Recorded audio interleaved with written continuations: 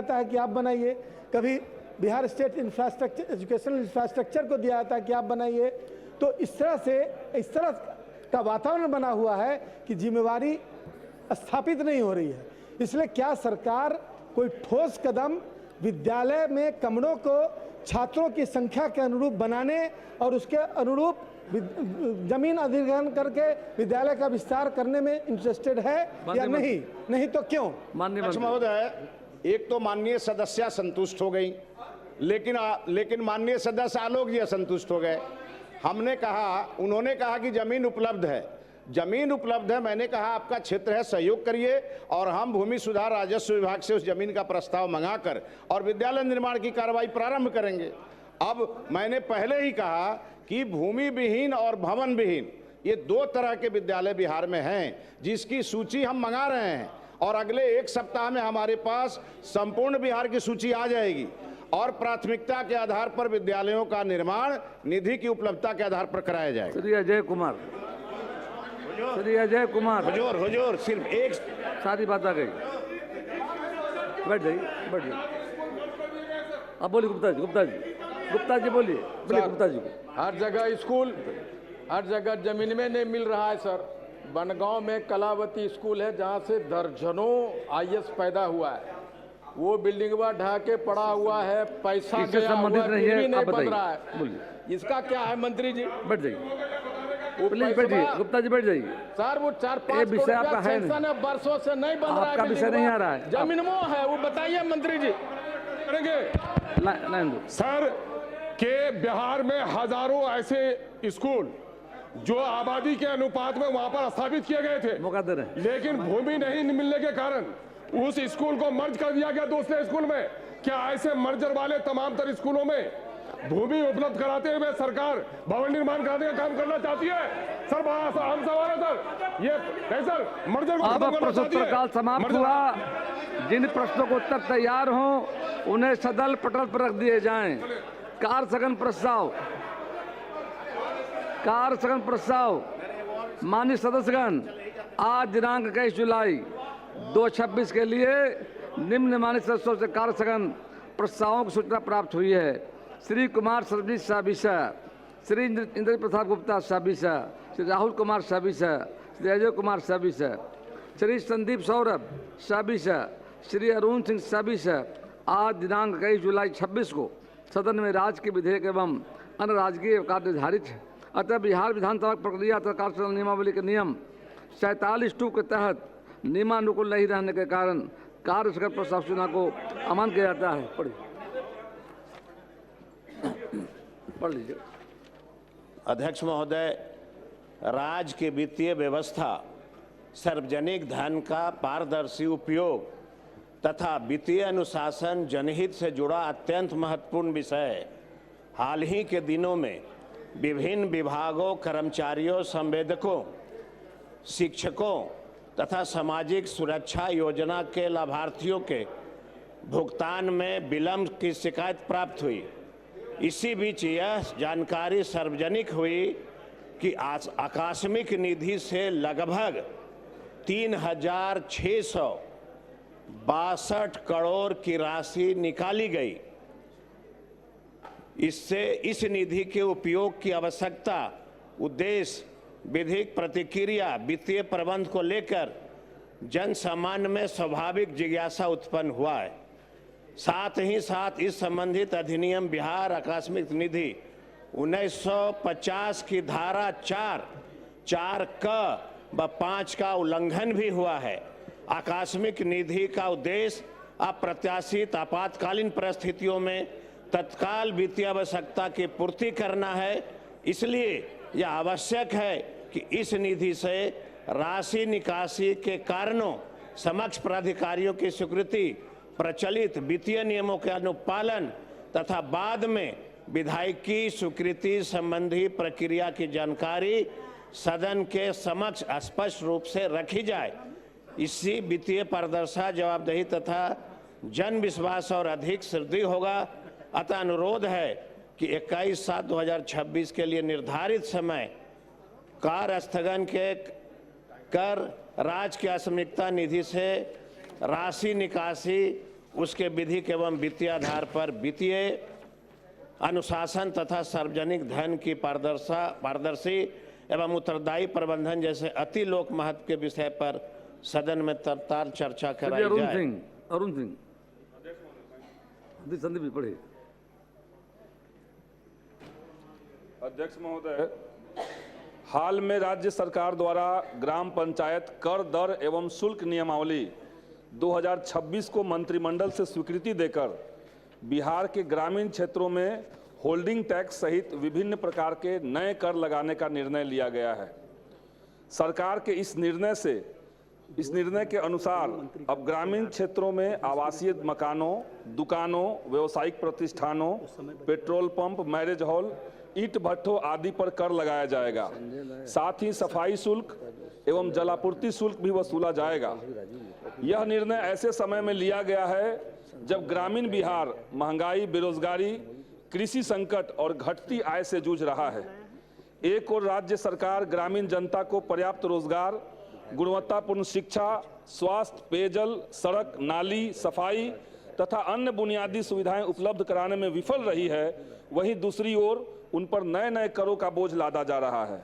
इससे लाखों गरीब, किसान, मजदूर, निम्न एवं मध्यम आय वर्ग के परिवारों पर अतिरिक्त आर्थिक बोझ बढ़ेगा और ग्रामीण जीवन और अधिक कठिन हो जाएगा। यह मामला राज्य के करोड़ों ग्रामीण नागरिकों के जीवन एवं आर्थिक हितों से जुड़ा हुआ है। अतः सदन का समस्त कार्य स्थगित कर जनता पर थोपे जा रहे इस टैक्स राज को वापस लेने जैसे अति लोक महत्व के विषय पर तत्काल चर्चा कराने की मांग करता हूं। अब शून्यकाल लिए जाएंगे। महोदय, इस पर सिर्फ छोटी कुमारी पढ़िए आप, बैठ जाइए, पढ़िए,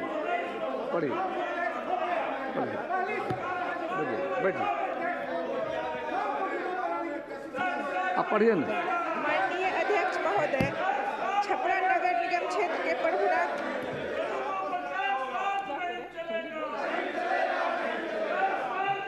पढ़िए आप। माननीय अध्यक्ष महोदय, छपरा नगर निगम क्षेत्र के प्रभुनाथ नगर सहित अनेक इलाकों में हल्की वर्षा होते ही गंभीर जल जमाव हो जाता है, जिससे आवागमन बाधित होता है तथा घरों और दुकानों में पानी घुसने लगता है। लोगों को भारी आर्थिक नुकसान उठाना पड़ता है। यह विषय मैं पूर्व में भी सदन में उठा चुकी हूं, परंतु अब तक प्रभावी कार्रवाई नहीं हुई है। नगर निगम एवं बुडको द्वारा करोड़ों रुपए की लागत से चल रहे सड़क एवं नाला निर्माण कार्य अधूरे और विलंबित है। सरकार तत्काल जल निकासी का समुचित व्यवस्था सुनिश्चित करे। सरकार ने संज्ञान में ले लिया है, पूर्ण कराए, कोई बहस नहीं होगी। बैठिए, पर कार्रवाई करे तथा कृपया बैठ जाइए। लोगों को उचित क्षतिपूर्ति प्रदान करे। धन्यवाद। आपको बोलने का मौका दिया गया। संदीप जी, आपको बोलने का मौका दिया हमने, आपने बातों को पढ़ा है। प्लीज संदीप, आपने बातों को पढ़ा है, ये जवाब नहीं होता है। आप पढ़ लिया है। सरकार ने मतलब बातों को सुना है। हमारा आग्रह होगा आपसे, कि इसको हमने अमानत किया है, पढ़ने का अवसर दिया आपको, आपने पढ़ लिया है, विषय को रख दिया है। सरकार क्या होगा, सरकार से लिया है। श्रीमती संगीता कुमारी पढ़िए।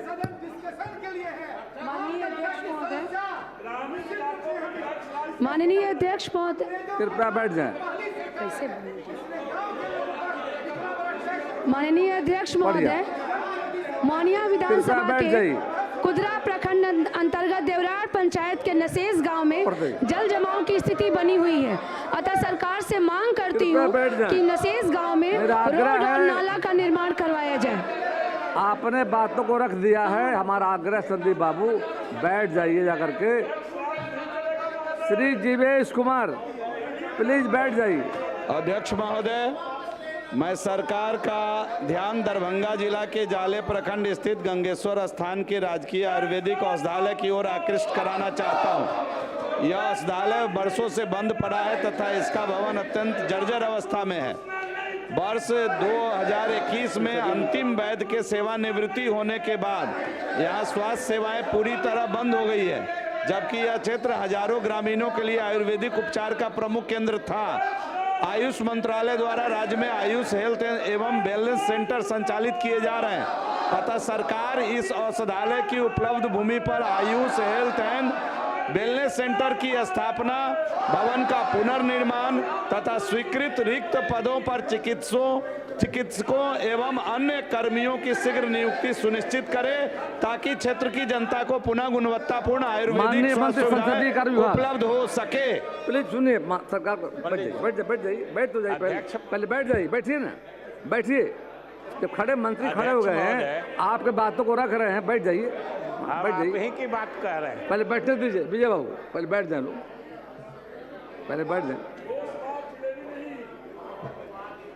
अध्यक्ष महोदय, अभी माननीय सदस्य गण विपक्षी पार्टियों के जिस बात का हवाला देकर चर्चा कराने की बात कर रहे थे, इतना आप अवश्य आश्वस्त रहें और अवगत भी हैं पहले से कि अगर कुछ ऐसा फैसला होता है तो बिना सदन की सहमति या सदन में चर्चा के ये लागू हो ही नहीं सकता।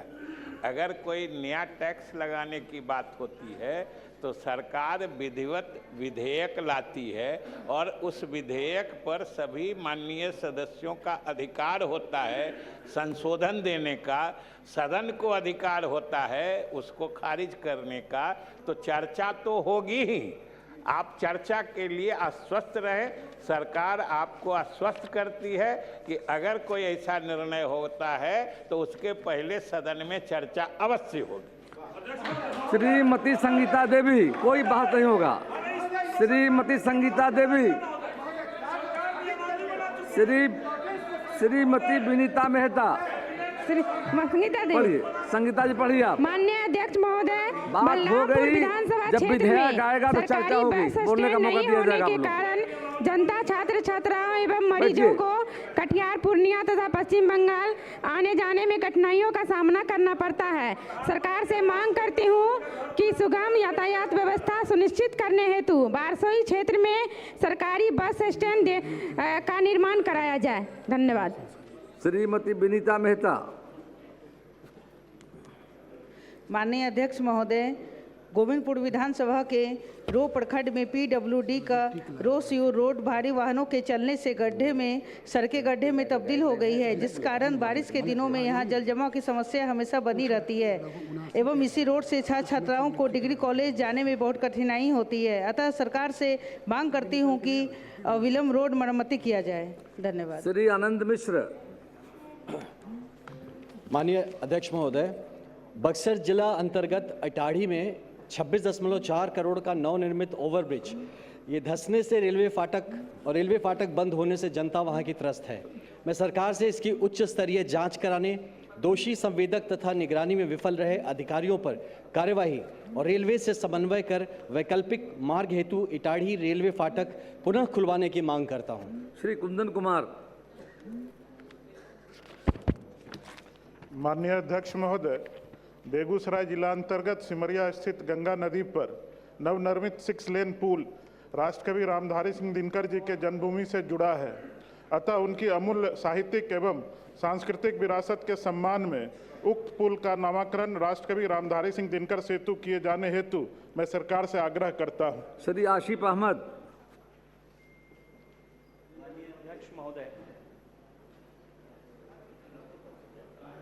मधुबनी जिला के बिस्फी विधानसभा क्षेत्र का तीसी नरसाम उत्तरी पंचायत, जो सिमरी एवं बिस्फी विद्युत उपकेंद्रों से 10 किलोमीटर से भी अधिक दूरी पर है, इससे लो वोल्टेज, बार बार तार जलने एवं बाधित विद्युत आपूर्ति की समस्या रहती है। अतः यहाँ नवीन विद्युत उपकेंद्र की स्थापना की मांग करता हूँ। श्री सुरेंद्र प्रसाद। माननीय अध्यक्ष महोदय, पश्चिमी चंपारण जिला के वाल्मीकि नगर विधानसभा क्षेत्र में पर्यटन को बढ़ावा देने और खेल प्रतियोगिताओं को विकास के लिए एक अंतर्राष्ट्रीय क्रिकेट स्टेडियम निर्माण कराने के लिए मैं सदन के माध्यम से सरकार से मांग करता हूं। श्री शंकर प्रसाद। अध्यक्ष महोदय जी, मुजफ्फरपुर के पारू उत्तरी पंचायत स्थित मॉडर्न स्कूल पर अत्यधिक शैक्षणिक भार है। पारू मझौलिया क्षेत्र से 70% से अधिक बालिकाएं होने के बावजूद कोई स्वतंत्र गर्ल्स हाई स्कूल नहीं है। वहाँ से 10 से 15% मात्र लड़कियां ही पढ़ पाती है। वहाँ पृथक बालिका उच्च विद्यालय की स्थापना की मांग करता हूँ। श्री सरवर आलम। अध्यक्ष महोदय, कोचाधामन विधानसभा अंतर्गत कठामठा, पुरंदा एवं बलिया भगाल पंचायत एवं पूरे कोचाधामन में लगभग बिजली की व्यवस्था जो है काफ़ी ख़राब है, जिससे इन पंचायतों में पावर हाउस का दूरी काफ़ी दूर होने के कारण लो वोल्टेज और अघोषित कटौती की समस्या बनी रहती है, जिससे आम जनजीवन को खेती बाड़ी करने में और अन्य सुविधा लेने में काफ़ी परेशानी होती है। तो मैं सदन से मांग करता हूं कि बलिया पंचायत या पुरंदा पंचायत के बीच में एक विद्युत उप केंद्र का निर्माण कराया जाए। श्री ऋतुराज कुमार। माननीय अध्यक्ष महोदय, बिहार स्टूडेंट क्रेडिट कार्ड योजना के अंतर्गत सरकारी विश्वविद्यालयों में अध्ययनरत विद्यार्थियों की फीस लंबे समय से लंबित है, जबकि निजी विश्वविद्यालय के विद्यार्थियों का फीस का भुगतान किया जा रहा है। सदन के माध्यम से मैं सरकार से मांग करता हूं कि सरकारी विश्वविद्यालय के लाभार्थियों की लंबित फीस का भुगतान भी जल्द किया जाए। श्री सुभाष सिंह। माननीय अध्यक्ष महोदय, श्रीमती रीता देवी पति मनोज कुमार सरया वार्ड नंबर 6 गोपालगंज के रसोईया पद पर राजकीय बालिका मध्य विद्यालय गोपालगंज में कार्यरत थी, जिनका सेवा काल में 17/1/2025 को देहांत हो गया। अनुदान भुगतान हेतु MDM कार्यालय गोपालगंज के पत्रांक 1/21 दिनांक 5/10/2025 से निर्देश